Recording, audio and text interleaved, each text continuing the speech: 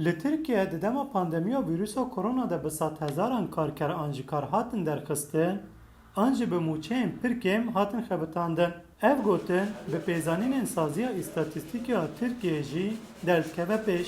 Li gor pêzanînên saziyê, li gor çariyêka yekiya sala 2020 di çariyêka yekiya sala 2021 de hejmara kesên bêkar ên ji 15 salê mezintir 142,000 kes zêde bû û li Tirkiye hejmara bêkaran gihîşt 4 milyon û 118,000 kesan. Li aliyê din ve ji rêjeya bêkariyê bi 0,1 puan zêde bû û gihîşt sadî 12,9. Bi vê yekê ve girêdayî stêja endamên sendîkaya karkerên şoreşkera tekstîlê bi giştî 22 xebatkarên fabrikaya semelê etîketê 28 rêbendanê ji kar hatine derxistin. Li aliyekê rêveberên fabrikayê ji bo derxistinan dibêjin ku sedema ji kar derxistinê piçûkkirina kar e, lê li aliyeke din ve ji hem sendîka hem ji karkerên ji kar hatine derxistin vê yekê qebûl nakin û ji 3 Sibatê ve sendîka û karkerên girêdayî sendîkayê li ber deriyê fabrikayê konvedane û dixwazin ku hemû karker vegerin serkarên xwe. Nûnerê Dev Tekstîlê Okan Karaçam diyar dike ku semelê etîket şîrketek ku ji bo fîrmayên newletewî jî dixebite û ew dibêje ku di heman demê de ev fîrma ji berpirsyar in.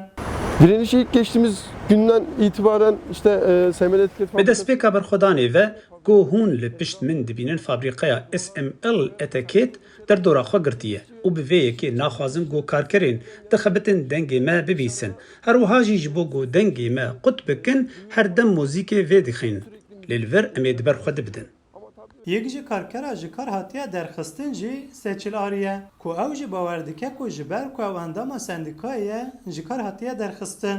Aslında aldığımız maaşlar yıl sonuna kadar elimizde eriyordu. Ji ber ku jî mûçeyên karkeran baş dihatin standin, heta duaya salê mûçeyên me xilas bîn. Ji ber vê êkê ji me xwast ku baş neyê standin û me hin xebatkir ser vê êkê û me îmza kom kirin. Li aliyekî dîve behaya xwarinê û vexwarinê zêde giran bîye.